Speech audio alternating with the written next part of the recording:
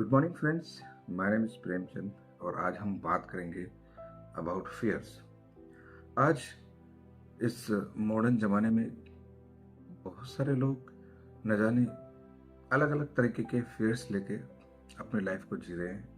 बहुत ज़्यादा डिफ़िकल्ट अपनी लाइफ को बना लिया है। यहाँ तक कि जो फियर्स एक्चुअल में एग्जिस्ट नहीं करते, उन फियर्स को लेके दिन रात सोचते रहते हैं और न जाने ऐसा क्या जद्दोजहद उनकी लाइफ में चलता रहता है कि उस डायलामा से, उस प्रॉब्लम से वो बाहर ही नहीं आ पाते।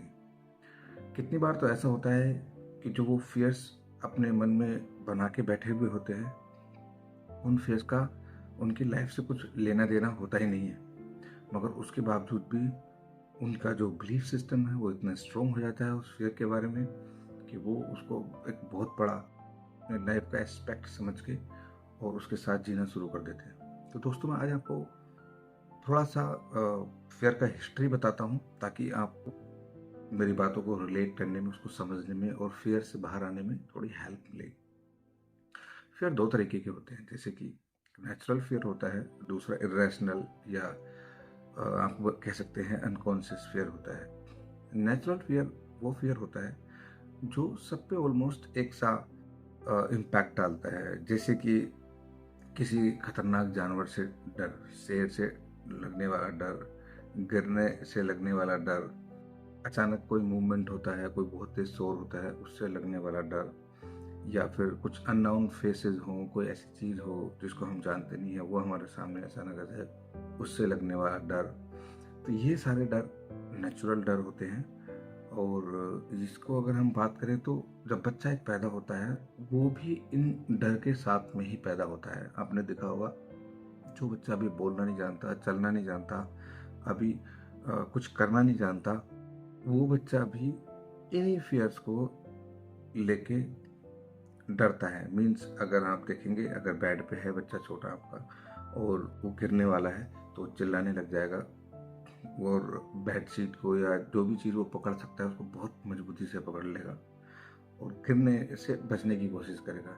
सिमिलरली अगर आप देखेंगे कि बच्चा सो रहा है, अचानक से कुछ नाउन शोर मच जाए, कोई चिल्ला दे, कोई कभी कभी हम कुछ दीपावली के टाइम पे देखेंगे कि पटाखा छोड़ देते हैं, तो वो अचानक से आवाज़ इतनी तेज होती है, बच्चा डर जाता है और हमें भी कई बार ऐसा ही फील होता है। उसके अलावा अननाउन फेसेस आपने देखा होगा, बच्चे अगर किसी का अननाउन फेस देख लेते हैं तो वो उससे डरते हैं, उसके पास जाने से भी डरते हैं। तो ये कुछ ऐसे फियर्स हैं, जो कुछ ऐसे डर हैं जो एक्चुअल में नेचुरल डर हैं। इनसे हमें डर लगता ही है, हम उसको, और वो जो डर है वो सब पे ऑलमोस्ट एक जैसा ही इम्पैक्ट डालते हैं। अब ये डर क्यों नेचर ने बनाए हैं? डर का हमारे लाइफ में बहुत ज़्यादा महत्व है, बहुत ज़्यादा इम्पोर्टेंस है, क्योंकि आज के इस मॉडर्न ज़माने में जहाँ पे हम गाड़ी से चलते हैं, टीवी देखते हैं, दुनिया भर की अलग अलग चीज़ें हम मनोरंजन के लिए देखते हैं, गेम खेलते हैं, तो आज जो नेचुरल डर है वो उतना बचा नहीं है।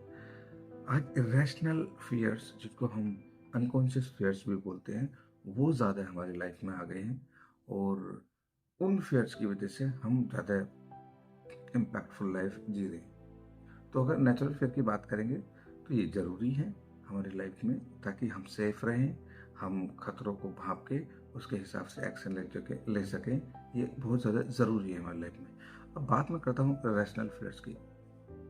ये वो फियर हैं जो सब लोगों पे अलग अलग इम्पैक्ट करते हैं। इरेशनल फियर, अब डर है किसी चीज़ का डर, जैसे हम बोलते हैं अगर खतरनाक जानवर का डर है तो सब पे एक से इम्पैक्ट आता है, मगर वहीं आजकल आपने देखा होगा कुछ लोग कॉकरोच से डरते हैं, कुछ लोग छिपकली से डरते हैं, कुछ लोग कुत्ते से डरते हैं। और ये जो डर है ये उनका इरेशनल फियर है। उन लोगों ने ये एक्वायर किया है उनके अपने बिलीफ सिस्टम से, उनके अपने इनर वॉइस से, थॉट प्रोसेस से। आप देखेंगे, जब मैं डॉग्स को देखता हूँ तो मुझे देख के डॉग के ऊपर गुस्सा नहीं आता है, ना ही मुझे उससे डर लगता है। आई फील डॉग आएगा मेरे पास, पूंछ लाएगा, मेरे से कुछ खाने के लिए डिमांड करेगा या फिर मेरे पैर को चाटता है, हाथ को चाटता है, तो मेरे को I feel that dog is coming for a love, और या फिर उसको मेरे ऊपर ट्रस्ट है, मेरे ऊपर उसको भरोसा है, इसलिए वो मेरे पास आ रहा है। But at the same time if a dog is coming to near somebody who is start screaming, चिल्लाना शुरू कर देते हैं, कुछ लोग दौड़ना शुरू कर देते हैं, डरने लग जाते हैं, साइड में हटने लग जाते हैं, मारना शुरू कर देते हैं डॉग को, तो दोस्तों ये एक रैशनल फियर होता है। अब यहाँ पे क्या होता है, उन्होंने एक ऐसी इमेज बना के रखी हुई है डॉग के बारे में कि डॉग उनकी तरफ दौड़ के आएगा, उनको काटेगा और उनको फिर हॉस्पिटल में जाना पड़ेगा, उनको इंजेक्शन लगेंगे, हो सकता है कि उनको कुछ ऐसी अनयूजुअल बीमारी हो जाए जिसकी वजह से उनकी लाइफ में प्रॉब्लम होने वाली है। तो यहाँ पे जो परसेप्शन है about dog, my perception is positive. मैं सोचता हूँ डॉग बहुत ही लविंग होते हैं, केयरिंग होते हैं और वो कभी भी हार्मफुल नहीं होते हैं। बट दूसरे केस में उस बंदे का जो परसेप्शन है डॉग के बारे में बहुत ही अलग है, बहुत ही रॉन्ग है, इस वजह से उन्होंने उसके अगेंस्ट में डर एक्वायर कर लिया है। यही सारी चीज़ें आजकल बहुत सारे अलग और चीज़ों में होती हैं। अब मान के चलो इससे इसी के अलावा छिपकली से डर, आप सोचिए छिपकली से डरने का कोई मीनिंग ही नहीं होता है, बिकॉज छिपकली हार्मफुल होती नहीं है, उसके दांत नहीं होते हैं। अगर हम साइंस में पढ़ेंगे तो छिपकली के दांत नहीं होते हैं। चूहे से लोग डरते हैं, चूहा कितना ही क्या ही हमें हार्म कर सकता है, चूहा खुद हमें देख के डरता है, मगर बहुत लोग चूहे को देखते हैं तो चिल्ला उठते हैं, कॉकरोचेस को देखते हैं तो चिल्ला उठते हैं। तो ये एक्चुअल में फियर के और बारे में अगर हम बात करें, इरेशनल फियर और नेचुरल फियर, ये डिफरेंस होता है। तो जब हम समझते हैं इसके बारे में डीपली, तब हमें पता लगता है कि हमारे जो एक्चुअल में इरेशनल फियर्स हैं जो हमने एक्वायर किए, वो ज़्यादा हम लोगों को परेशान करते हैं। अगली वीडियो में मैं आपको इसको डिटेल में बताऊंगा फियर का क्या साइंस होता है, उसके पीछे क्या मैकेनिज्म होता है, वो कैसे हमारी बॉडी को इम्पैक्ट करता है, इस बारे में मैं बताऊंगा। आप मेरी वीडियो को देखें, लाइक करें, शेयर करें, मेरे चैनल को सब्सक्राइब करें। अगर आपको लगता है आप फियर के बारे में और डिटेल में समझना चाहते हैं तो प्लीज़ कमेंट करके बताएं, मैं आपको डिटेल में फियर के बारे में अगली वीडियो में एक्सप्लेन करूँगा। Thank you very much.